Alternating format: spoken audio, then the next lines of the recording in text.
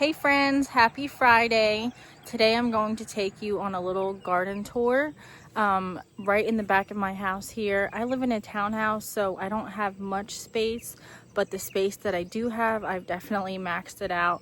I live in South Central Pennsylvania, zone, I believe we're in 7A, and I've been gardening for about 7 years now. I love growing my own things, making all the homemade food, all the good stuff, and just growing beautiful things. My name is Julianne, and I hope you enjoy this garden tour. So over here in this back space, I got these from an Amish nursery, and I'm not sure the variety, but there's really nice tomatoes on these already. I've staked them up, I've pruned them, and they're looking really good. I have some cucumbers over here. They're like the Japanese long cucumbers, like the sweet variety. You can pickle, you can cane them, do all the things with them.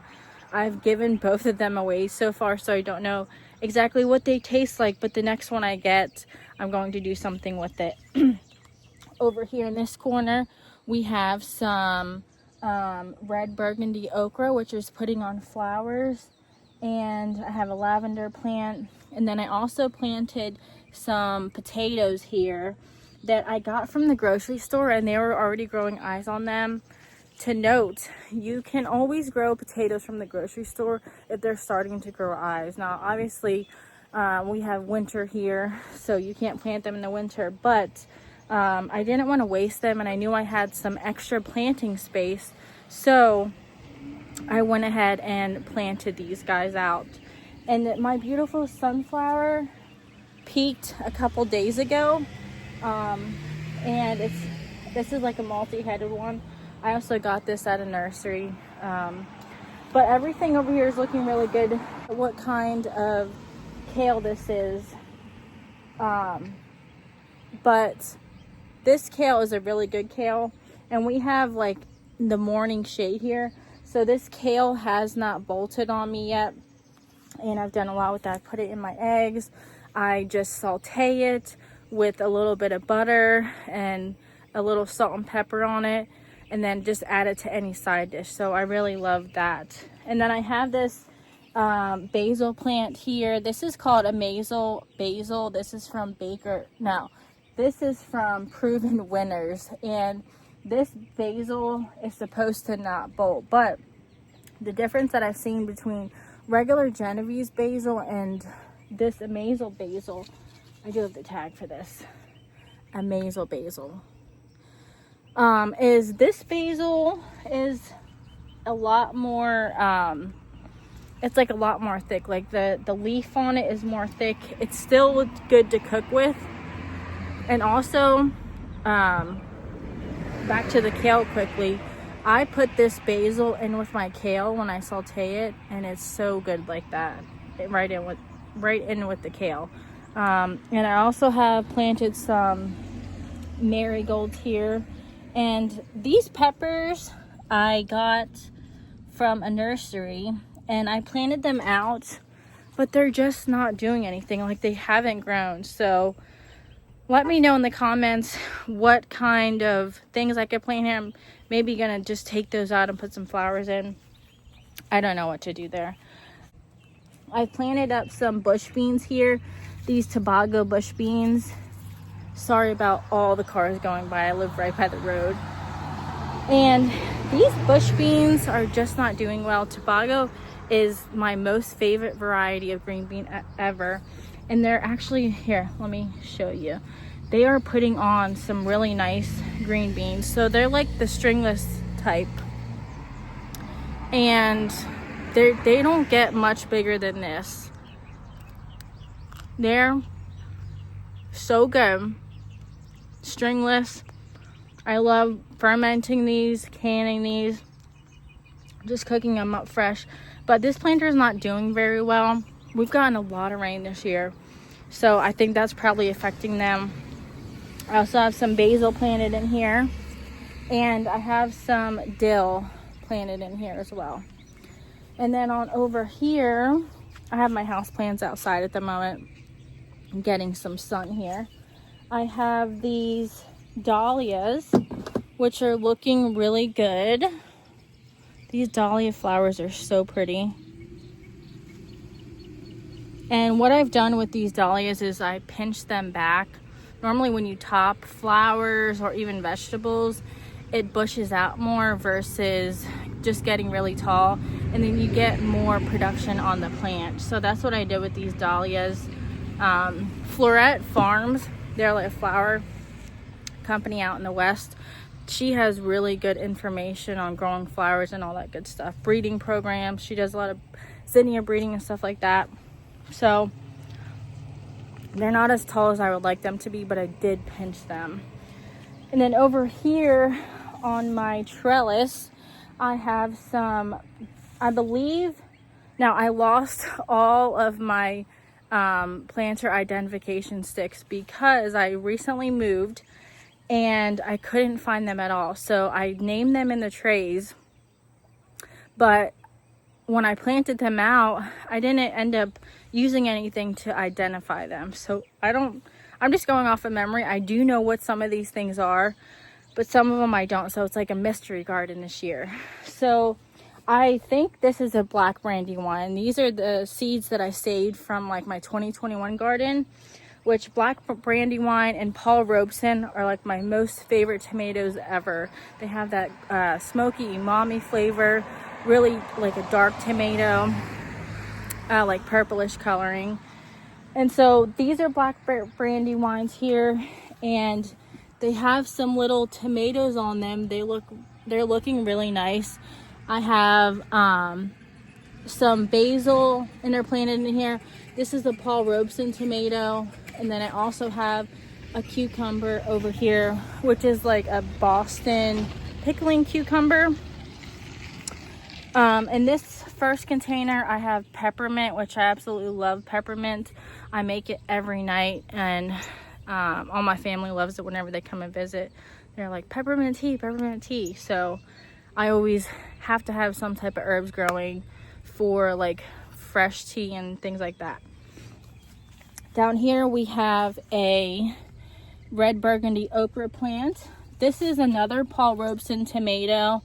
I got these sticks out of the woods. I was gonna go buy some at Lowe's, but I was like, you know what? Instead of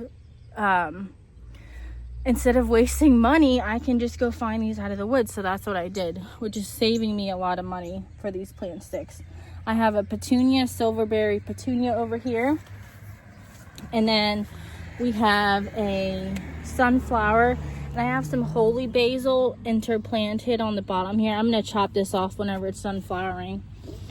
And I just got some wild bee balm over here right off the side of the road, and I planted it up. I'm drying the other flowers on the bee balm. And we have more Paul Robeson tomatoes, petunias, Paul Robeson tomato. I think this is a Paul Robeson. There's some nice tomatoes on here. This is a begonia that I got for Mother's Day, and it's looking really good. That begonia plant was literally this small whenever I got it for Mother's Day. And I have two of them, and this one's really like grown out, and it's looking beautiful. I also planted horse manure in the bottom of these planters, which I think that's helping them really take off. And then there's a pepper here that's planted in, I'm not sure what variety. And then I also have onions interplanted, and I use these onion tops for like chives and things. And we have another Paul Robeson tomato. In this planter, we have some Kajari melons, which they're like a handheld size melon. They taste like a sweet cantaloupe. They're orange and green on the outside of them, and you can literally hold them in your hand. I think they're like 2-pound fruits, but they're from Baker Creek, and I know they're like a well-loved melon, and they've gotten famous over the years. This is a potato leaf, so I think this is a black brandywine, but there's already tomatoes on this. And this is my other begonia plant, which is, these gnats are crazy. This plant has gotten huge. And then I also interplanted my potatoes that I got from the store over here. I made my own homemade fertilizer here. And I've been doing like some research on like how to do that. So just if you're picking weeds or whatever, pick any plants that you want. So I was weeding my front beds up here, and I put this in a bucket, and I also added some banana peels to it. And I've been taking a cup of this and just putting it in my putting it in my watering can and watering with it, and my plants love it. Like, it stinks really bad, but the stinkier it is, the better it is for your plants. And so this is just gonna stay here, and I'll keep like adding things. If you have like vegetable scraps or whatever, I wouldn't put any citrus or onions in it, but anything other than that, your plants are gonna love. So that's my fertilizer. I had an Armenian cucumber here, but this soil is so compact, it's just not doing that good. And I'm gonna have to rework this space over here eventually. So some like down on this row over here, it's doing really well. But as you get up more like up to the front of the house, it's just so compact that things aren't growing well in it. And so I think my idea is to either put raised beds in, like small raised beds, or just to add some soil. Maybe next year I'll do that. And then over here in this container, I have some oregano that I transplanted from over there, which wasn't doing good. And then some okra, and this is a Paul Robeson, and actually, you know what? This is a potato leaf. You know, I'm gonna have to cut it short because the lawnmower guy is coming now.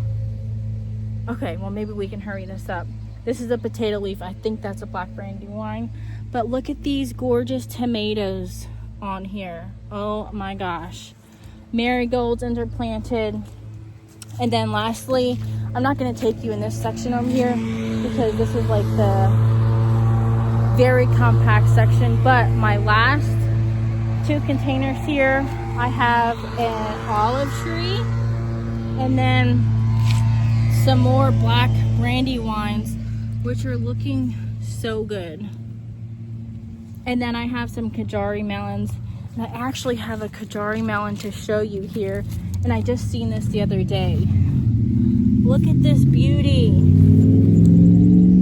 Look at that. It's so small now. This is literally my palm. And then we have some more potato leaf over here. So I had to cut the garden tour short a little bit because the lawnmower guys came. But I really hope you guys enjoyed my little garden out here at my house. The other garden that I've been showing is at my aunt's house, and that's the big garden. And I will be doing another tour of that soon. But I hope you guys enjoyed it and have a wonderful weekend.